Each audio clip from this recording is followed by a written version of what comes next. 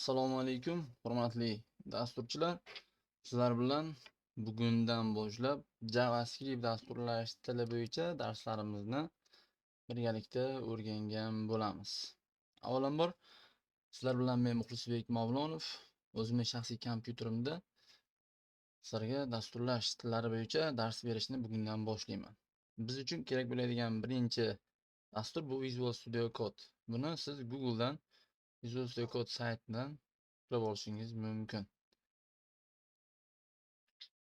Bizga JavaScript dasturlash tilini o'rganishdan oldin kerak bo'ladigan texnologiyalar HTML va CSS. Demak, men fayl bo'limi, Open folder bo'limidan, aynan picture bo'limidan sizlar uchun onlayn dars oldin ochilgan, buni o'chirib tashlaymiz. Yangidan new folder web dasturlash deb papka ochaman. Kiradigan bo'lsam, sizga HTML, CSS va JavaScript.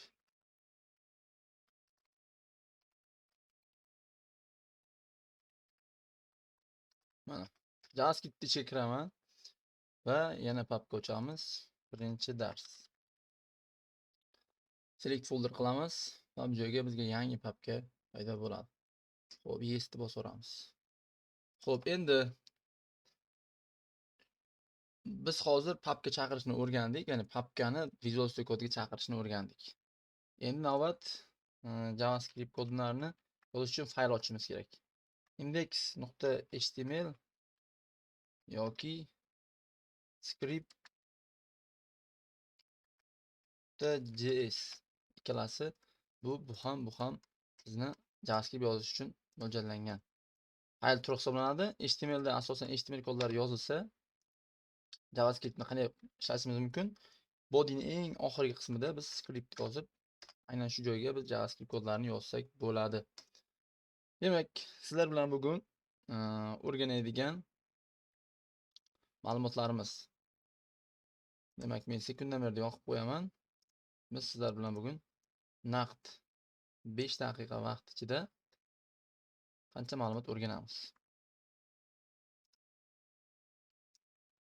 Mana azizlar. Chunki nima uchun 5 daqiqa?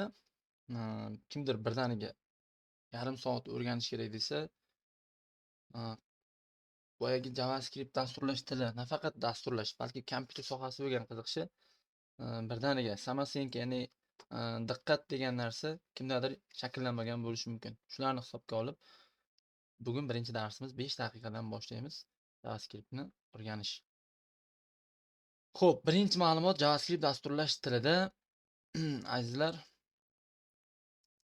ma'lumotlarni ekranga chiqarish. Misol uchun bizda alert degan funksiya bor. Salom dasturchi deb yozsam, sichqoncha o'ng tarafi Open Live Server deb bosadigan bo'lsam, mana menga salom dasturchi degan xabarnoma kelyapti. Ctrl R ni bossak ham qaytadan chiqadi. Загрузка faylini bossak, ya'ni faylni qaytadan yangilay olsak, unda ham bizga shu fayl chiqadi. Vaqtni qo'yishdan chiqdi. Davom etamiz. Ikkinchi usuli console log deydi. Log deb bosib tanlaydigan bo'lsak, bizda quyidagicha metod chiqadi. Console log bor, console dir bor. Mana console logni hozircha ko'rib o'tamiz. Console log, masalan, bunda ham salom dasturchi degan, salom dasturchi, bunda salom dasturchi 1 bo'lsa, bunda salom dasturchi 2 bo'la qolsin. Mana alt tab qilaman.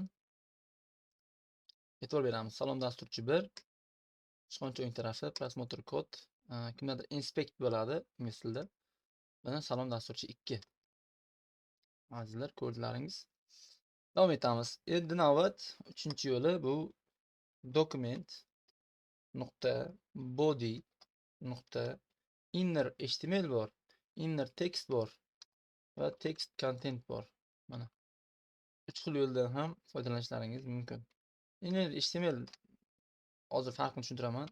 Mana hozir men hop i yoki u tegini ichiga salom dasturchi 3 yozib uni yopsam,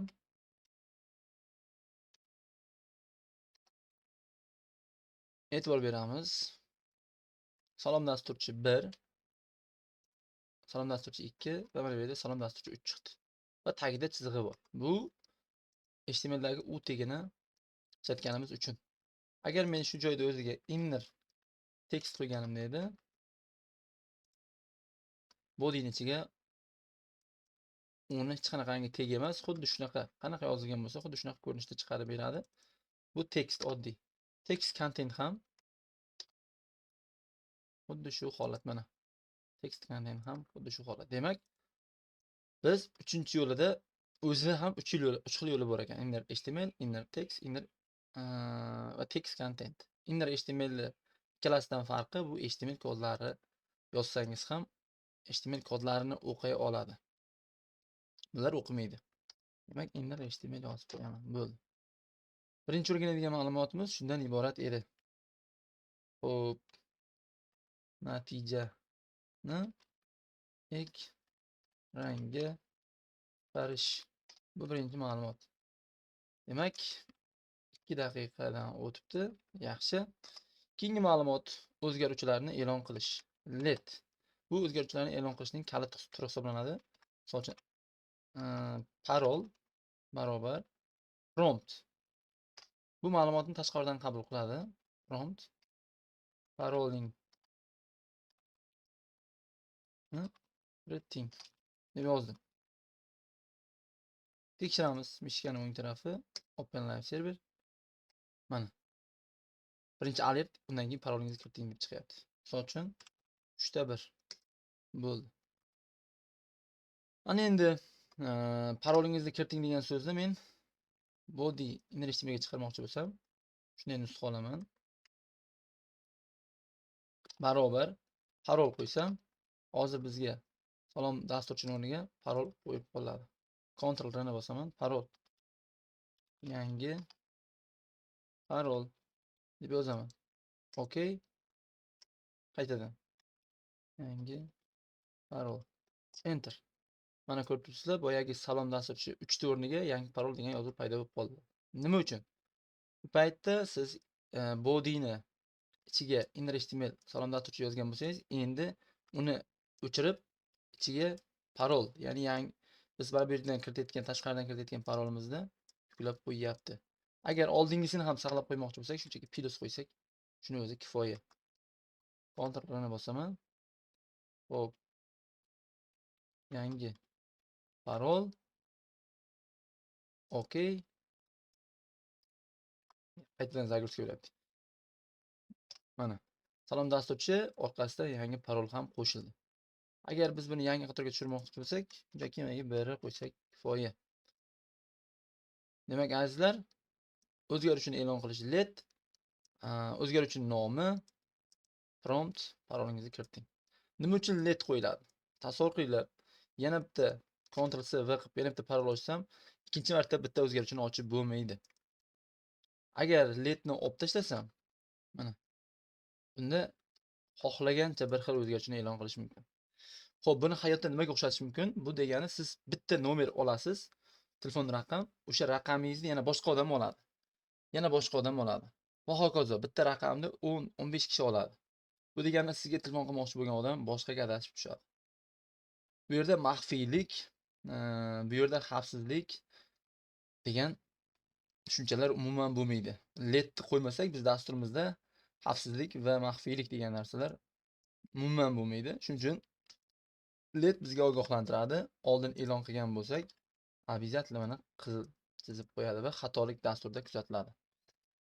Bugun 5 daqiqada o'rgangan ma'lumotlarimiz sanab o'tamiz. 1 alert, 2 console log, 3 inner HTML. Uning ichida yana 3 ta bor ma'lumot.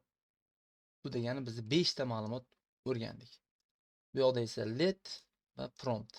Promptni hammamiz ko'rdik. Prompt bu ma'lumotni tashqaridan qabul qiladi. 7 ta ma'lumot. Va plus belgisi bu body'ga yozilgan ma'lumotni ustiga yana yangi ma'lumot qo'shib beradi. 8 ta ma'lumot. Menimcha JavaScriptni endi boshlaganlar uchun 5 daqiqada buncha ma'lumot juda ham a'lo darajada. Agar shu ma'lumotlarni yaxshilab o'rgansalaringiz va kodlarni o'zlaringiz ishlatib ko'rsalaringiz, o'ylaymanki JavaScriptni mendan ham yaxshi tushunasizlar degan umiddaman. Keyingi darslarda ko'rishguncha omon bo'linglar.